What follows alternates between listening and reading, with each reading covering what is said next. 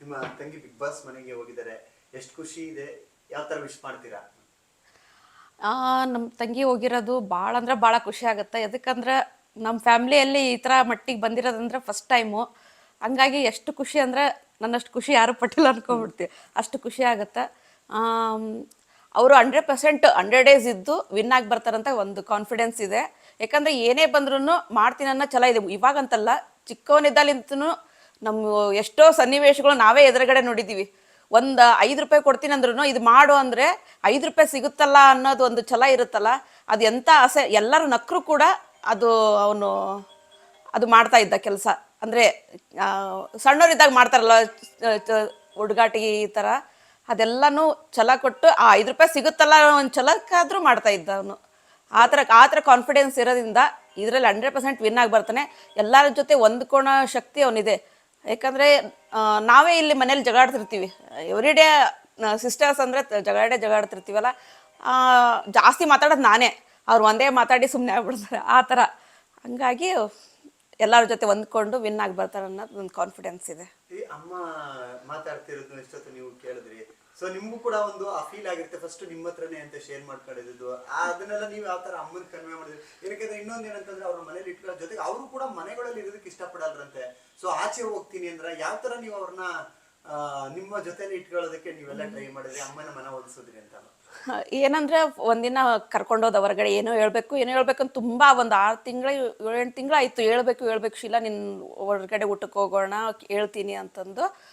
ನಾನು ಅಂದೆ, ಏನು ಹೇಳು, ಏನು ಲವ್ ಮಾಡಿದ್ಯಾ, ಏನು ಹೇಳು, ಅದೇನು ಕಾಮನ್ ವಿಷಯ, ಇವಾಗೇನು ಮಾಡ್ಕೊಂಬರ್ಬೋದು ಅಂತಂದು.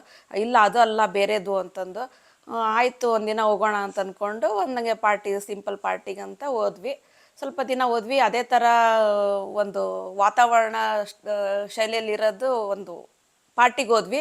ಅಲ್ಲಿ ಪಾರ್ಟಿಯಲ್ಲಿ ಇದಕ್ಕೆ ಈ ಥರ ವಿಚಿತ್ರವಾಗಿದ್ದಾರಲ್ಲ ಇವರು ಅಂತ ನಾನು ಹೇಳಿದೆ.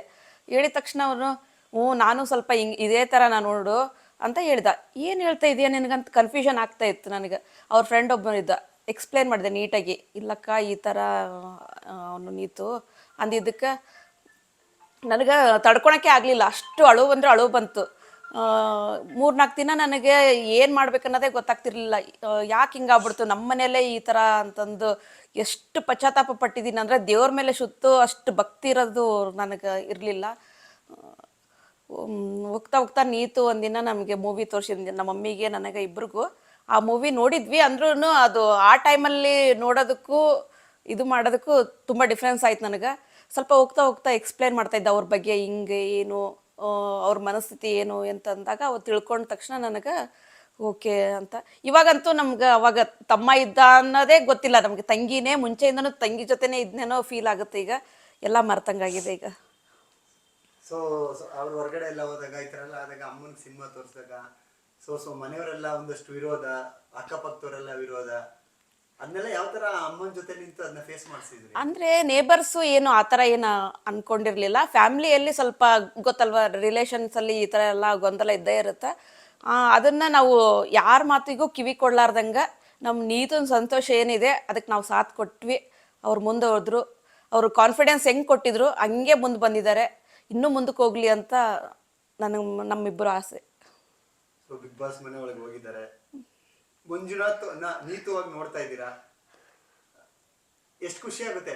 ಅಯ್ಯೋ ಭಾಳ ಖುಷಿ ಆಗುತ್ತೆ. ನಿಮ್ಗೆ ಗೊತ್ತಿರೋ ಯಾವಾಗಲೇ ಹೇಳ್ದಂಗೆ ನಮ್ಮ ಫ್ಯಾಮ್ಲಿಯಲ್ಲಿ ಈ ಮಟ್ಟಿಗೂ ಯಾರೂ ಹೋಗಿಲ್ಲ ಅನ್ಕೊತೀನಿ.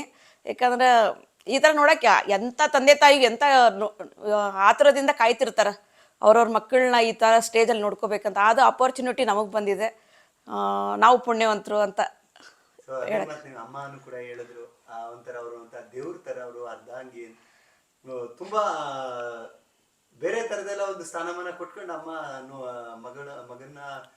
ಮಗಳನ್ನ ಸಾಕ್ತಾ ಇದಾರೆ ಅಂತಾನೆ ಅನ್ಬೋದು. ಯಾಕಂದ್ರೆ ಅವ್ರ ಮಾತುಗಳಲ್ಲೇ ಆಗ್ಲಿ ಅದು ಗೊತ್ತಾಗುತ್ತೆ. ಇಲ್ಲ, ನೀತಿಗೂ ಅಂತಂತ ಅಷ್ಟೇ ಅಲ್ಲ, ನಮ್ಮ ಮಮ್ಮಿ ಎಲ್ಲ 3 ಜನ ಮಕ್ಕಳಿಗೂ ಅಷ್ಟೇ ಸಪೋರ್ಟ್ ಮಾಡ್ತಾರೆ.